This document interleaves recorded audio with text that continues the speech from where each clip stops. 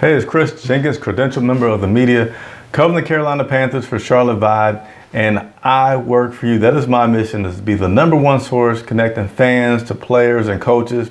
So if you have any question, even if it's for me and my opinion on something, please, that's why I'm here, man of the people, leave your questions and comments below. So today is Friday. The Carolina Panthers had their final joint practice with the Indianapolis Colts.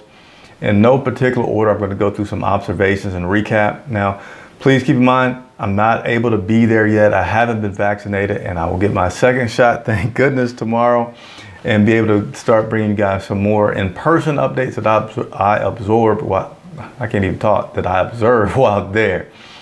So let me stop with the man, I'm not doing this video again, so y'all just gonna get to laugh and get it all today.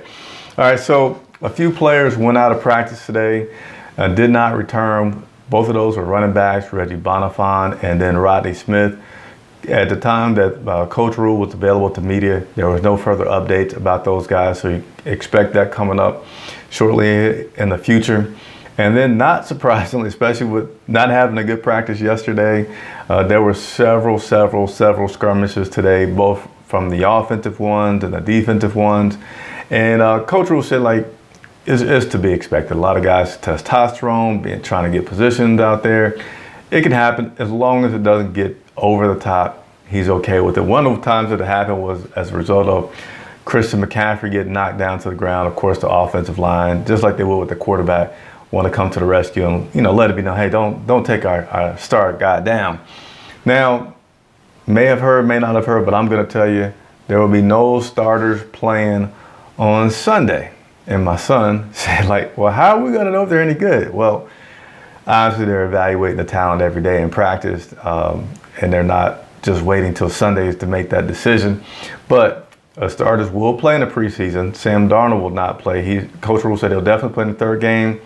Doesn't know about the second game, but he mentioned specifically with Darnold, you don't want him out there, your quarterback, playing with 2s and 3s. It's just not a good look for your quarterback.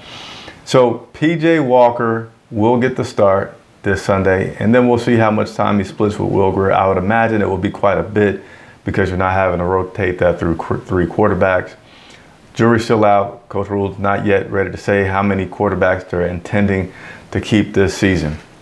And also just regarding to not seeing the ones out there on Sunday, he said they pretty much got all the reps in practice, all the ones that predominantly all the reps.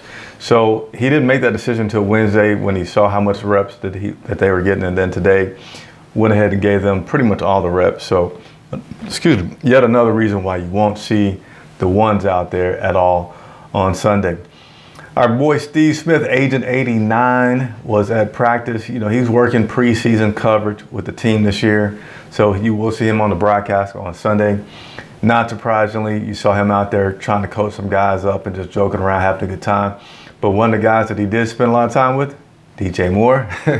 So hopefully that'll continue to be a positive influence. I don't see how it could not be having what should be a Hall of Famer being your buddy on the sidelines helping you out.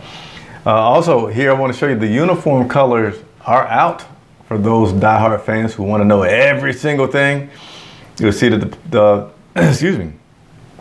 Panthers will be wearing their whites. We're wearing their blues against Dallas and Miami. And then they'll also be wearing their blacks as well during the season. So there's your schedule for that. And then I'll end you with this. So I thought it was, at first, I'm like, man, it's interesting that for 2 days in a row, Coach Rule spent all his time on the offensive side. Is there something to look at there? Is there something to try to gauge and find out? Man, I'm so eager to get back onto the field and be able to talk to these guys directly. But turns out that it's not, and I thought it was so ironic also because last year the Carolina Panthers spent all of their draft picks on defense. I'm thinking, why is he not looking at them? But turns out, Coach Rule was just being a gentleman and saying when they were talking with Frank on the Indianapolis Colts side, that he said, hey, it's your house, it's your thing, you just draw it all up and I'll come and roll with it. So Rule was on just the offense side because he's blowing the whistle and just managing that game, that field. And then Frank was the coach on the other side, managing the defense. He said, hey, it's no big deal. As soon as I get on the bus, I'm able to look at the iPad, know everything that's going on. So I'm still able to do my job as coach. And yes, Dave Tepper made an appearance. All right. So, hey, that's your quick update for the Carolina Panthers final practice against the Indianapolis Colts. They'll be playing them on Sunday. I work for you guys. I mean it. Hold me to it. Questions, leave a comment below. I will get to you.